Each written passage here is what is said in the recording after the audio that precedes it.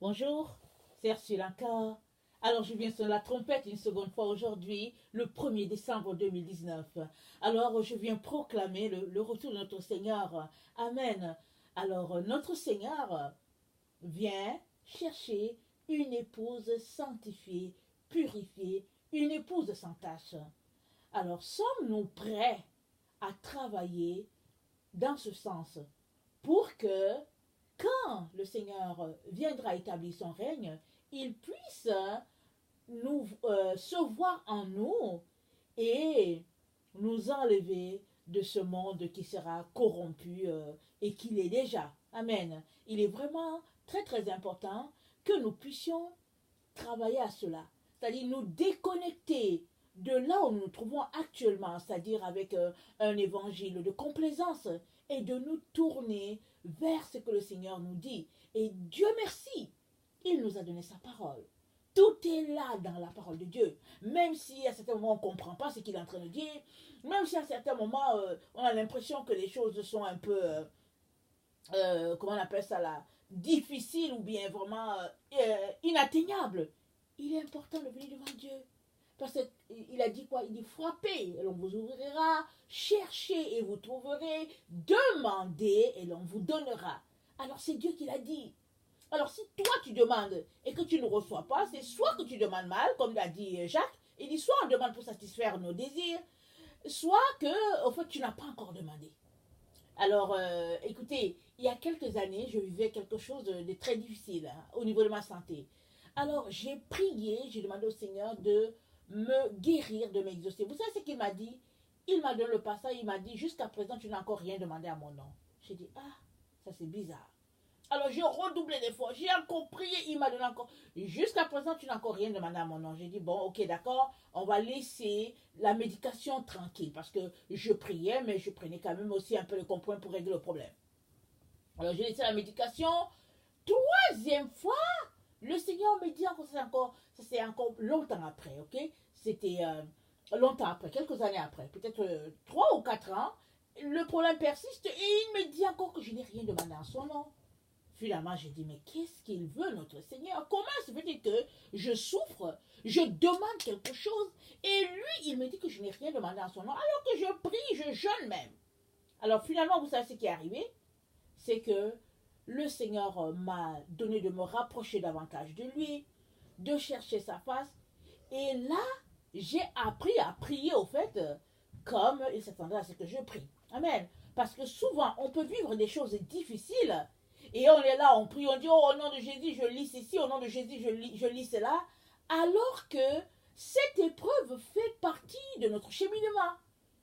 Et si bien qu'on prie, demandant au Seigneur de nous soulager de cette épreuve, et l'épreuve persiste. Pourquoi? Parce que Dieu a choisi cette épreuve-là pour nous purifier, pour nous amener à quelque part.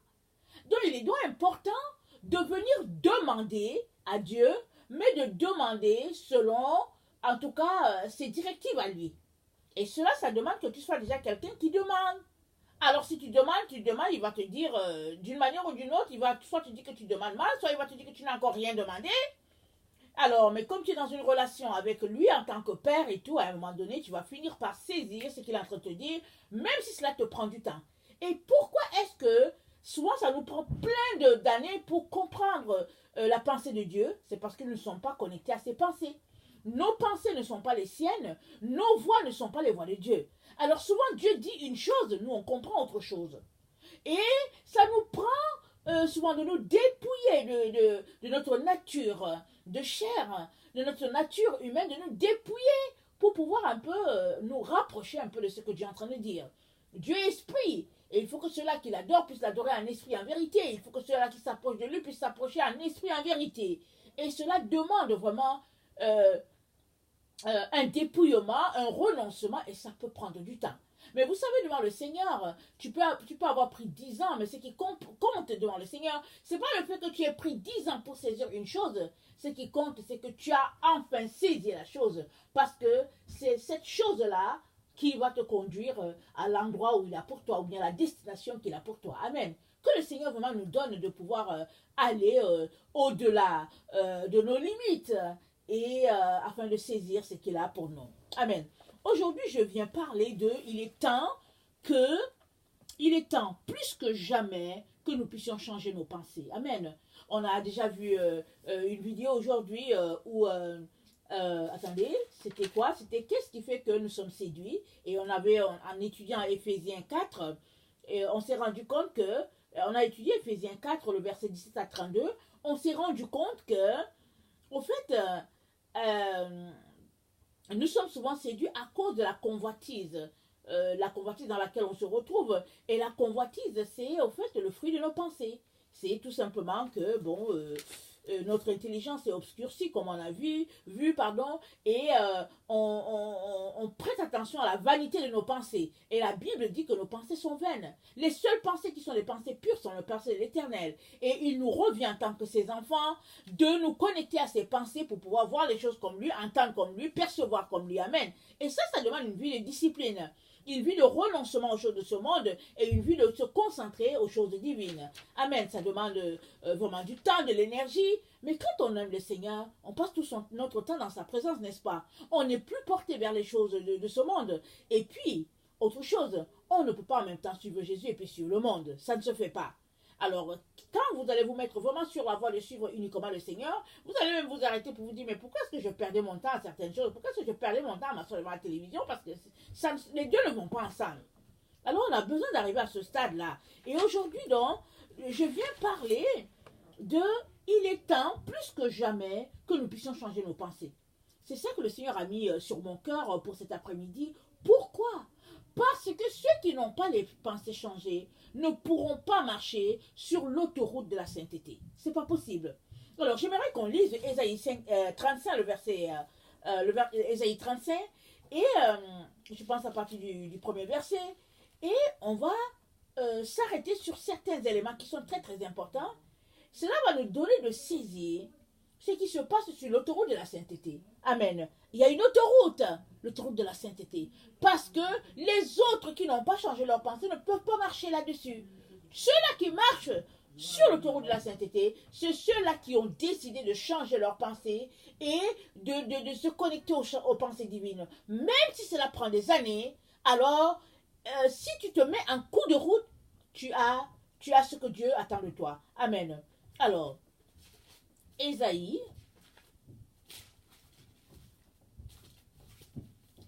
35.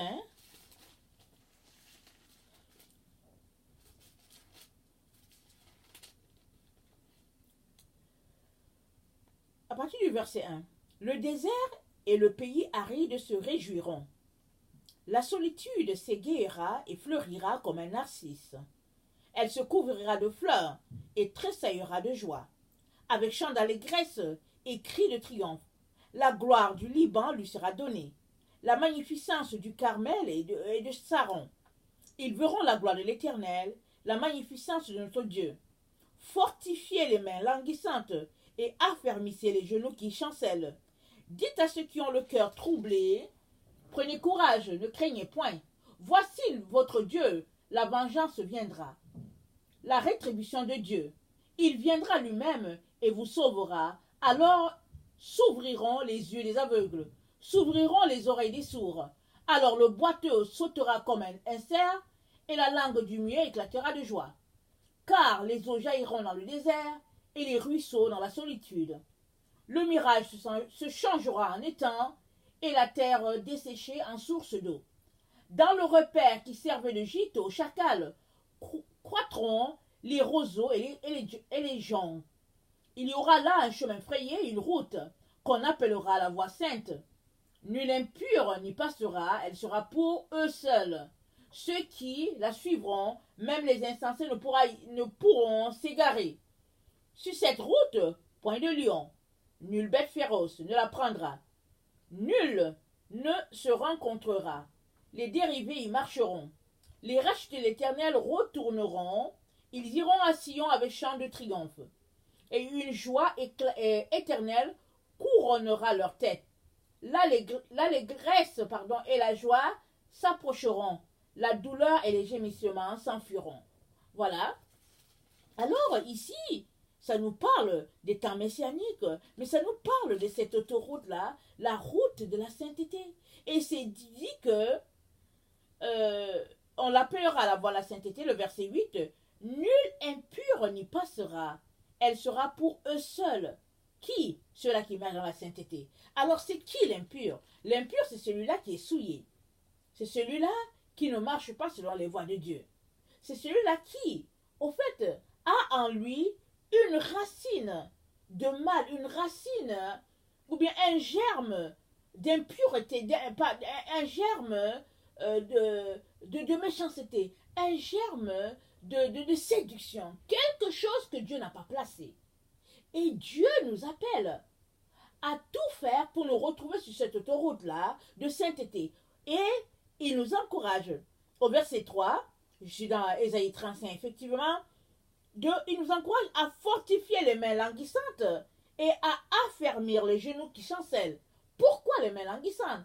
Parce que c'est les mains de prière, les genoux de prière, les mains qui vont bénir au fait les autres. Et le Seigneur nous appelle à cela. Il nous appelle de ne pas relâcher dans notre tâche d'amener les âmes perdues vers lui. Alors le Seigneur nous encourage. Il dit, dites à ceux qui ont le cœur troublé, prenez courage, ne craignez point. Voici votre Dieu, la vengeance viendra, la rétribution de Dieu, il viendra lui-même et vous sauvera. Alors, pourquoi Dieu nous encourage-t-il ainsi? C'est parce que dans les temps où nous nous trouvons, c'est des temps de désert. En tout cas, du moins, pour ceux-là qui sont en train de chercher le Seigneur, c'est des temps de désert. C'est des temps difficiles. Et le désert va aller encore en crescendo. Pour ceux-là qui veulent marcher uniquement sur le Seigneur, c'est un temps où on se sanctifie, on s'épure, on sort des valeurs de ce monde et on se concentre uniquement à notre Seigneur Jésus-Christ. J'aimerais ça qu'on lise Apocalypse 12 à partir, je pense, attendez, à partir du verset 6, Apocalypse 12. Et la femme s'enfuit dans le désert où elle avait un lieu préparé par Dieu afin qu'elle y fût nourrie pendant 1260 jours. Et il eut guerre dans le ciel. Michel et ses anges combattirent contre le dragon, et le dragon et ses anges combattirent, mais ils ne furent pas les plus forts, et leur place ne fut pas trouvée dans le ciel. Et il fut précipité. Le grand dragon, le serpent ancien, appelé le diable, et Satan, celui qui séduit toute la terre, il fut précipité sur la terre, et ses anges furent précipités avec lui. Et j'entendis dans le ciel une voix forte qui disait, maintenant le salut est arrivé, et la puissance, et le règne de notre Dieu, et l'autorité de son Christ, car il a été précipité. L'accusateur de nos frères, celui qui les accusait devant notre Dieu jour et nuit, ils l'ont vaincu, à cause du sang de l'agneau, à cause de la parole de leur témoignage. Ils n'ont pas aimé leur vie jusqu'à craindre la mort. C'est pourquoi réjouissez-vous aux cieux, et vous qui habitez dans les cieux, malheur à la terre et à la mer, car le diable est descendu vers vous, animé d'une grande colère, sachant qu'il a peu de temps. Donc, ça c'est un temps qui va arriver, c'est un temps à venir, mais ça va arriver, c'est sur le point d'arriver, c'est pas dans longtemps, ça va arriver. Mais avant que ce temps arrive, Dieu nous encourage à fortifier. Et il nous encourage, attendez, il faut que je le lise très bien, exactement. Il nous encourage à fortifier nos mains languissantes et à affermir nos genoux. C'est une vie de prière. C'est dans la prière qu'on connecte à Dieu. C'est là, à cette position d'humilité, qu'on peut recevoir les directives divines concernant notre propre vie, la vie des autres qui sont autour de nous. Mais c'est dans cette attitude d'humilité qu'on peut se dépouiller de la chair, de tous nos désirs, pour uniquement satisfaire les désirs du Père. Et qui dit désir du Père, dit tout simplement amour, bonté, et puis dit tout simplement sainteté pour nous. Parce que rejeter le monde, c'est se connecter à Dieu. Et si c'est avec Dieu que tu es, tu peux être sûr que tu as, en tout cas la vie éternelle, tu as la plénitude, tu as vraiment toute la gloire. Parce que là où Dieu se trouve, là aussi se trouve la liberté. Et dans ces temps-là, les temps difficiles dans lesquels nous sommes, ou bien dans lesquels certains entrent, si les autres ne sont pas encore entrés, c'est des temps où les autres vont te regarder, ils vont te prendre pour quelqu'un qui est fou. Ils vont penser que tu as perdu le nord, ou bien en tout cas tu as perdu tous tes sens cardinaux. Ils vont te regarder, ils vont poser des questions sur toi. Mais on entre dans le désert parce que on a choisi de suivre Yeshua. Parce que le ciel ne nous force pas. Mais quand on vient à lui, à un moment donné, il nous dirige vers le désert. Et tu peux dire non. La Bible nous dit que quand Jésus, fils de Dieu, a opté d'aller se faire baptiser, il est allé pour que Jean-Baptiste le baptise. Amen. Et quand il est entré dans l'eau et qu'il est sorti, une colombe est venue se poser sur lui et est sortie de la voix de l'Éternel qui a dit, celui-ci est mon fils bien-aimé en qui j'ai mis toute mon affection. Et de là, la Bible nous dit, l'Esprit, parce que cette colombe-là, c'était le symbole de l'Esprit, l'Esprit a conduit Jésus dans le désert. Ce n'est pas lui-même qui est allé. Ce n'est pas le diable qui l'a conduit dans le désert. C'est l'Esprit de Dieu lui-même qui a conduit Jésus dans le désert afin qu'il puisse être revêtu de la puissance divine et venir faire le travail pour lequel il est venu sur la terre. Et ça, Jésus pouvait refuser. Il pouvait dire, oh non, moi, non, je ne veux pas souffrir. Mais il est venu pour ça. Il est allé jusqu'au bout de sa souffrance. On va regarder, j'aimerais qu'on lise, je pense que c'est 2 Corinthiens. Attendez, il faut que j'ai mes passages.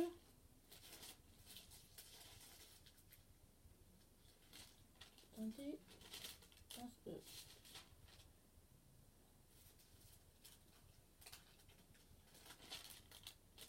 Attendez, excusez-moi, dis-moi quelques minutes.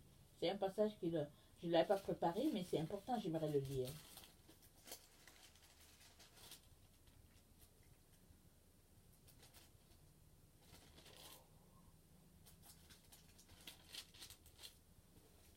Le 2 Corinthiens 8, à partir du verset 1. Nous vous faisons connaître, frères, la grâce de Dieu qui s'est manifestée dans les églises de la Macédoine, au milieu de beaucoup de tribulations qui les ont éprouvées. Leur joie débordante et leur pauvreté profonde ont produit en abondance de riches libéralités de leur part. Ils ont, je l'atteste, donné volontairement selon leurs moyens et même au-delà de leurs moyens. Nous demandons avec de grandes instances la grâce de prendre part à l'assistance destinée aux saints. Donc voilà le témoignage de Paul des frères de la Corinthe. Alors il dit, c'est au milieu de beaucoup de tribulations que ces gens-là sont passés. Et même là, ils sont venus demander à Paul, il dit, permettez-nous de vous bénir. Alors, ils pouvaient refuser, mais c'était un acte volontaire de leur part. Alors, pourquoi Dieu leur a-t-il fait passer par la tribulation? Puisqu'ils ont donné leur vie à Jésus, n'est-ce pas que c'est extraordinaire? Puisque Jésus a payé le prix pour eux. Comment se fait-il que le passage ici nous dit qu'ils sont passés par la tribulation? C'est parce que c'est le chemin de tous ceux-là qui veulent se connecter à Dieu. Si toi tu as donné ta vie à Jésus-Christ et que tu ne veux pas souffrir, pose-toi des questions. Mais à partir du moment où tu veux plus de Dieu, à partir du moment où tu veux connaître la raison pour laquelle tu es sur la terre, à partir du moment où tu veux avoir l'Esprit de Dieu en toi et plus de Saint-Esprit, le Seigneur lui-même va te diriger sur le chemin de la tribulation. Amen. Pour que tu puisses être épuré, pour que la chair puisse être clouée et que l'Esprit de Dieu puisse être dominant en toi. Alors, Jésus n'a pas refusé. Il est allé dans le désert et il a souffert tout ce qu'il était appelé à souffrir. Et même là, ce n'était pas fini. Il a souffert. Et quand il est sorti de là après 40 jours, le diable est venu le tenter. Il est sorti de là victorieux. Mais sa vie ne montre qu'une vie de tribulation. Les pharisiens et les sadduciens l'insultaient, ils le traitaient d'avoir Belzébul, ils ont traité Jésus de tous les maux. Et pire, ils sont allés le clouer au bois, se disant qu'ils allaient finir avec lui. Mais gloire soit rendue à notre Seigneur Jésus-Christ du fait qu'il allait jusqu'au bout. Parce que toi et moi sommes appelés aujourd'hui enfants de Dieu à cause de ce sacrifice-là. Mais nous n'arrêtons pas là. Jésus a souffert pour que toi et moi nous puissions aussi souffrir. Alors, arrêtons de croire que la grâce, c'est le fait que bon, il a souffert et puis pour que nous, on puisse mener une vie dans le péché, faire ce qu'on veut, nous délecter de nos passions charnelles et après dire que oui, bon, Jésus-Christ, il a payé le prix pour nous. Mais non, non, non. Jésus a souffert pour que toi aussi tu puisses souffrir. Il a payé pour que toi aussi tu puisses payer pour quelqu'un. Quelle est cette vie-là? De dire que bon, il a payé et puis nous, on ne veut pas payer pour les autres. Tu as besoin de payer de ta vie dans la sainteté pour que plusieurs puissent venir à Dieu. C'est ça le mystère de Dieu. C'est ça la grâce de Dieu. Nous donner le temps vraiment de pouvoir aussi amener d'autres à lui. Amen. Nous sommes ces trésors-là, la Bible nous dit, je pense que c'est dans Corinthiens, je ne vais pas les lire, la Bible dit que ces trésors-là sont portés dans des vases de terre. Nous sommes faits de chair, nous sommes faits d'argile, n'est-ce pas? Alors nous sommes des trésors de Dieu, portés dans des vases de terre. Alors, quand on le réalise vraiment, on se rend compte de l'immense bonté de Dieu, et qu'est-ce qu'on fait? On fait tout pour qu'en retour aussi, ces vases-là, ces trésors-là qui sont dans les vases de terre puissent aussi produire pour d'autres personnes. Amen. Alors, je suis déjà à 21 minutes alors que je n'ai pas encore vraiment fini de parler de mon sujet. Alors, on va avancer. Alors, il est temps que nous puissions changer nos pensées afin de connecter à la pensée divine. Parce que dans notre siècle, notre époque et puis notre génération, on est habitué, on nous a habitués à un évangile où un peu de monde, un peu de Dieu. Parce qu'on a essayé de nous équilibrer, ok? Pour qu'on se sente quand même bien, qu'on ne soit pas trop abattu par le message de Jésus. Mais Jésus ne nous force pas. Jésus ne te force pas à le suivre. Si tu as choisi de suivre Jésus, vas-y jusqu'au bout. Prends ta croix et suis-le. C'est ça que Jésus-Christ a dit. Si quelqu'un veut venir après moi, qu'il se charge de sa croix et qu'il me suive. Car celui-là qui voudra sauver sa vie la perdra, mais celui-là qui perdra sa vie à cause de moi la retrouvera. Il est question que tu perdes ta vie. C'est de ça qu'il est question. Mais si tu ne veux pas perdre ta vie, alors ne perds pas ton temps à te leurrer. Parce que c'est ça le message de la croix. Jésus est allé jusqu'au bout. Et il nous appelle à prêcher la croix. La croix, c'est quoi? C'est la souffrance. Mais notre évangile, c'est un évangile de complaisance, un évangile de tranquillité, un évangile où on est bien, et puis bon, voilà, et puis bon, il ne faut pas trop exagérer. Hein? Ce groupe-là passera par la tribulation avec l'Antichrist. C'est pour cela que le Père nous encourage aujourd'hui en nous disant de fortifier nos genoux languissants et... attendez, il faut que je le lise tel que c'est, il ne faut pas que je me perde. Il nous encourage à fortifier nos mains languissantes et à affermir nos genoux qui chancellent. Une vie de prière, une vie de renoncement. Pourquoi? Parce que il nous veut purs, il nous veut saints, afin qu'on puisse marcher sur l'autoroute de la sainteté. Parce que sur cette autoroute-là, le verset... attendez. Le verset 9, c'est dit, nul impur n'y marchera. Les impurs, c'est ceux qui sont souillés. Alors, si tu es impur, tu ne peux pas y marcher. Mais si tu es quelqu'un qui pratique l'évangile de complaisance, tu peux être sûr que tu es impur. Tu es impur parce que tu gobes l'évangile selon lequel, au fait, un peu de monde, un peu de Dieu. Or, Dieu a dit, l'amour du monde, c'est inimitié contre Dieu. Tu ne peux pas et en même temps aimer le monde et en même temps aimer Dieu. Les deux ne vont pas ensemble. Tu as besoin de choisir. Et c'est maintenant.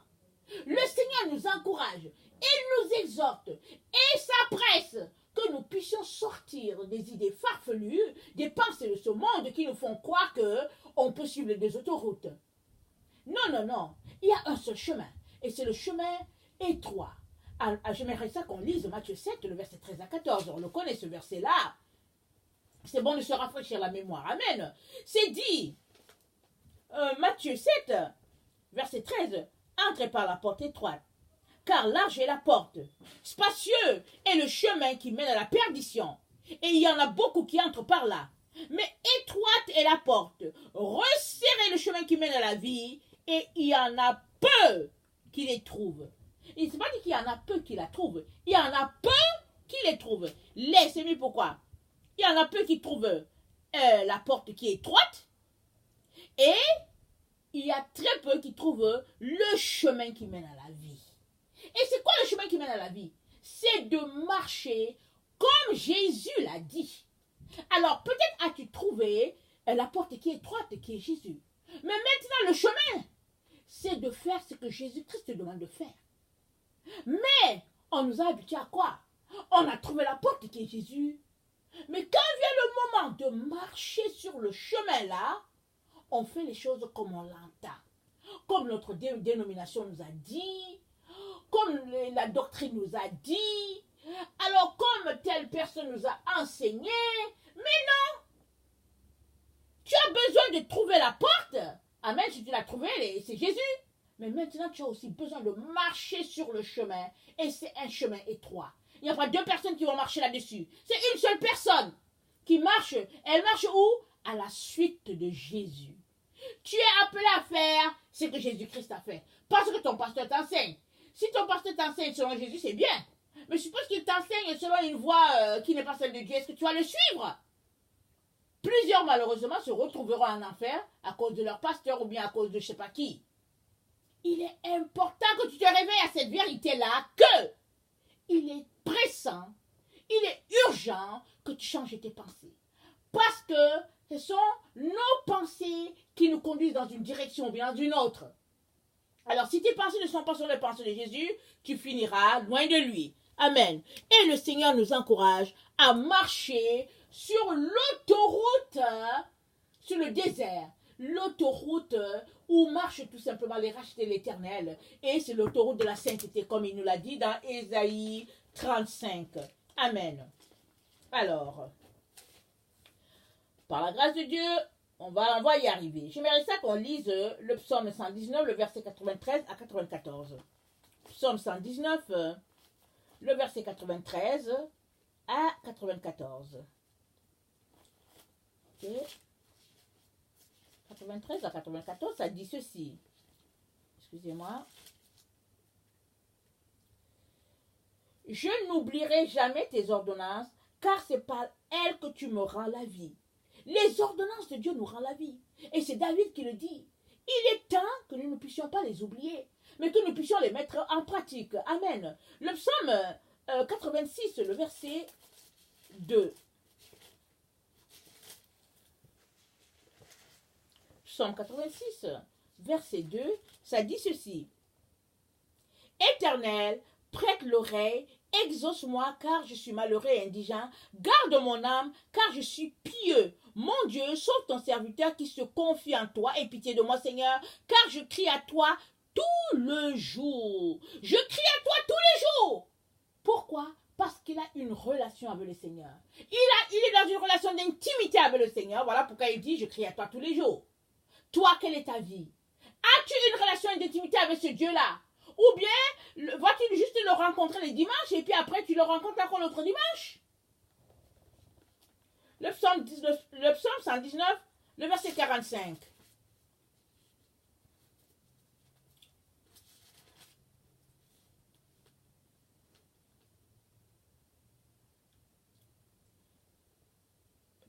Je garderai ta loi constamment, à toujours et à perpétuité. Je marcherai au large, car je recherche tes ordonnances. Je parlerai de tes préceptes devant les rois, et je ne rougirai point.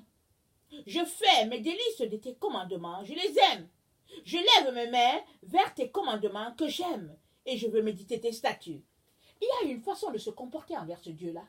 Il y a une façon d'aimer ce Dieu-là. Voilà ce que David dit. Il est temps que tu renonces à ton confort dans la chair, dans les choses charnelles, et que tu te tournes vers ce Dieu-là. Pour que ta vie puisse changer. Pour que tes pensées puissent changer. Parce que sont tes pensées qui te conduisent dans cette voie-là où tu pratiques l'évangile de complaisance, où tu marches dans un... Tu obéis à ce Dieu-là selon ta doctrine, selon ta dénomination. Aujourd'hui, il y a certains qui vont dire, oh non, chez nous les baptistes, c'est comme si, chez les gens de l'Alliance, c'est comme ça, nous les pentecôtistes, on pense que... Mais non, dehors! Vous n'arriverez pas si c'est comme ça que vous marchez.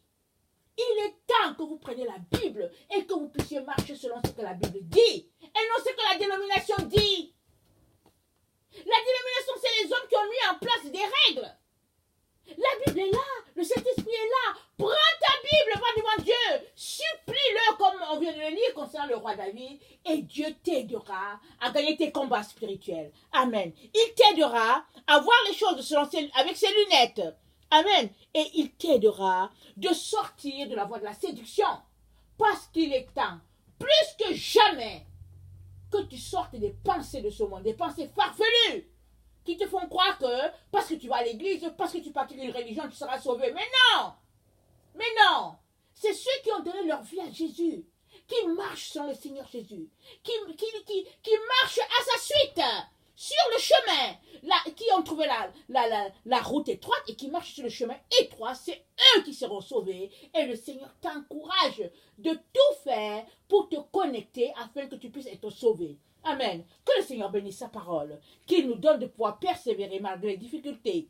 C'est cela la voie du désert. Et le désert, c'est pour tous ceux-là qui aiment le Seigneur Jésus-Christ. Amen. Je vous aime beaucoup et Dieu davantage. Soyez bénis. Merci.